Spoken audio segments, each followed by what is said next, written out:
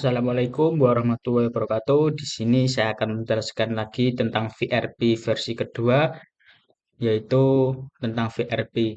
Nah, VRP adalah masalah optimasi yang dimana tujuan utamanya adalah menentukan rute pengiriman terbaik dari depot ke beberapa pelanggan dengan batasan.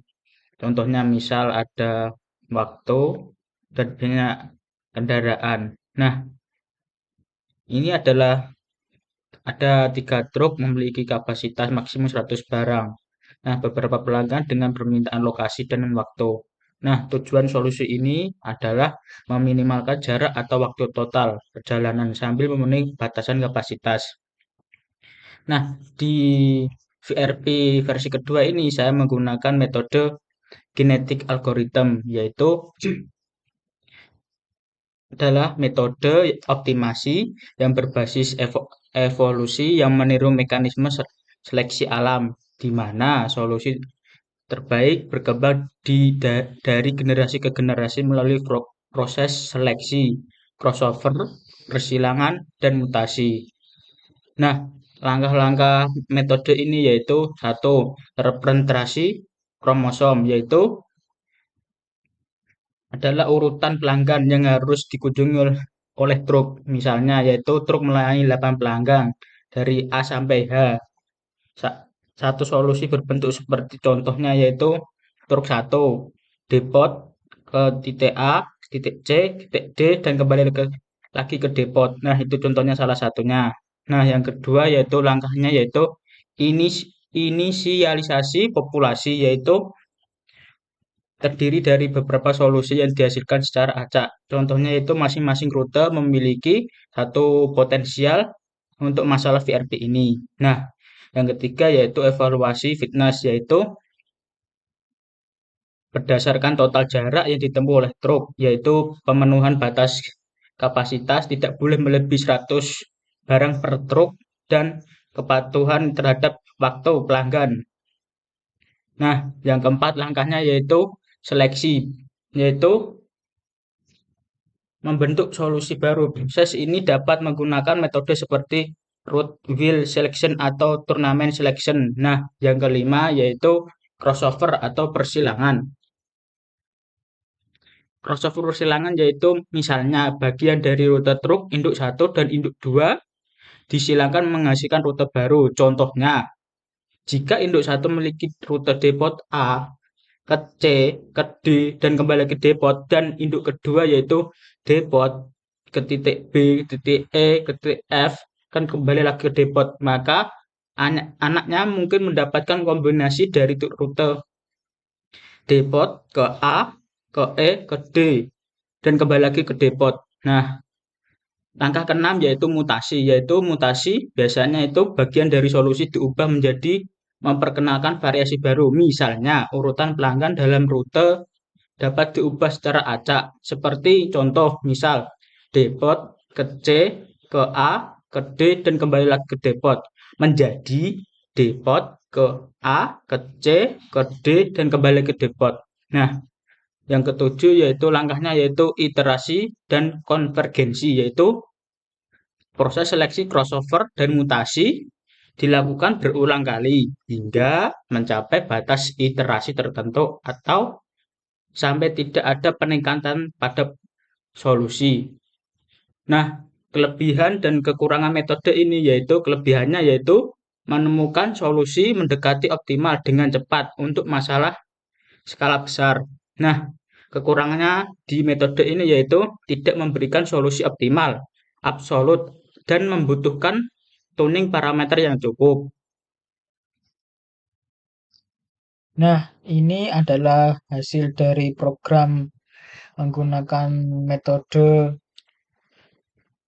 genetik algoritma, yaitu dapat digunakan untuk melihat jalur atau rute yang optimal untuk setiap truk dalam distribusi barang atau kunjungan lokasi. Contohnya, yaitu truk 1 memiliki rute yang lebih panjang, mengarah ke titik yang paling jauh di sebelah kanan grafik. Truk 3 mengambil rute yang paling pendek ke beberapa titik di sisi kiri atas. Nah, dengan grafik ini, dapat menganalisis seberapa efisien rute yang dihasilkan oleh algoritma genetika. Misalnya, yaitu memastikan bahwa setiap truk hanya mengunjungi beberapa titik tertentu untuk menghindari rute yang tumpang tindih atau terlalu panjang. Nah, yang kedua yaitu saya menggunakan metode Anthony-Clowley Optimization. Nah, metode ini adalah algoritma meta-heuristik yang terinspirasi perilaku semut dalam mencari makanan. Nah, semut meninggalkan jarak feromon yang digunakan untuk menemukan jalur terpendek ke makanan. Dalam metode ini untuk VRP, feromon digunakan untuk membimbing semut menuju rute yang lebih baik. Nah, langkah-langkah metode ini yaitu satu, inisiasi feromon. Setiap jalur rute antara dua pelanggan memiliki level feromon awal yang sama, yaitu nantinya diperbarui berdasarkan kualitas rute. Nah, yang kedua yaitu langkahnya yaitu semut memilih rute berdasarkan probabilitas, yaitu membangun rute berdasarkan probabilitas dengan dipengaruhi oleh tingkat feromon dan jarak antar titik, yaitu memilih jalur dengan feromon lebih tinggi atau jarak yang lebih pendek. Nah, yang ketiga yaitu pembaruan feromon, yaitu menyelesaikan rute mereka jejak feromon di sepanjang jalur dengan yang berhasil atau yang lebih baik yang diperkuat, yaitu memenuhi batasan waktu dan kapasitas mendapatkan lebih banyak feromon membuat semut truknya lebih cenderung memilih rute tersebut. Yang keempat langkahnya yaitu evaporasi feromon, yaitu akan menguap dengan waktu, mengurangi peluang jalur tersebut dipilih lagi. Ini mencegah algoritma terjebak dalam rute yang sama, mungkin eksplorasi rute baru. Nah, yang kelima yaitu iterasi hingga konvergensi, yaitu proses hingga mencapai batas iterasi atau konvergensi ketika semua semut mengikuti rute yang sama. Nah, kelebihan dan kekurangan metode ini yaitu kelebihannya yaitu adaptif ideal untuk jalur optimal, cocok untuk masalah VRP. Nah, kekurangan metode ini yaitu lambat dalam konvergensi, yaitu kadang memerlukan waktu lama untuk mencapai solusi optimal. Ini adalah hasil dari metode algoritma Anthony-Clowley Optimization, yaitu grafik ini menampilkan rute optimal yang dihasilkan oleh metode tersebut. Nah, dengan melihat grafik ini kita melihat bahwa setiap truk hanya melayani beberapa titik tujuan tertentu yang mengurangi kemungkinan rute tumpang tindih dan memastikan distribusi beban antar truk. Misalnya yaitu truk 1 memiliki rute terpendek sementara truk 5 berwarna ungu memiliki rute yang panjang mengunjungi lebih banyak titik. Nah, yang ketiga saya menggunakan yaitu metode Brain and Bone, yaitu metode yang pencarian eksak yang bekerja dengan membagi ruas solusi yang menjadi bagian kecil lalu memeriksa masing-masing bagian secara sistematis. Nah, algoritma ini mengeksplorasi semua kemungkinan solusi setiap menggunakan batasan mengurangi jumlah solusi yang diperiksa. Nah, langkah-langkah Brain and Bone pada metode ini yaitu satu yaitu percabangan. Nah, itu setiap pelanggan dapat ditempatkan di dalam rute truk manapun yang menghasilkan cabang atau node baru di pohon solusi. Nah, setiap cabang memiliki sementara yaitu truk melayani satu set pelanggan.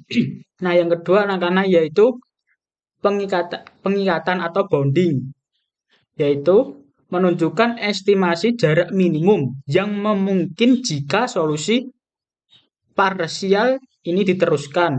Jika bound dari suatu node lebih buruk daripada solusi terbaik yang sudah ditemukan, node ini dapat dipangkas. Nah, yang ketiga yaitu pemangkasan atau pruning, yaitu menghasilkan solusi optimal dipangkas membantu mengurangi ruang solusi yang harus dijelajahi atau menghemat waktu komputasi. Yang keempat yaitu pencarian solusi optimal, yaitu cabang yang mungkin telah dieksplorasi atau dipangkas dan solusi terbaik yang tersisa akan menjadi solusi optimal.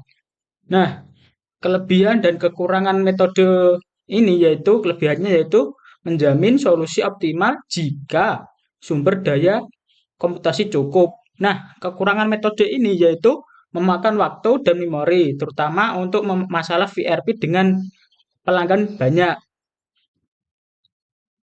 Ini adalah hasil dari program dengan metode Brain and Bomb, yaitu grafik ini menjelaskan tentang untuk membagi tugas kepada setiap truk sehingga setiap lokasi dikunjungi dengan rute yang paling efisien.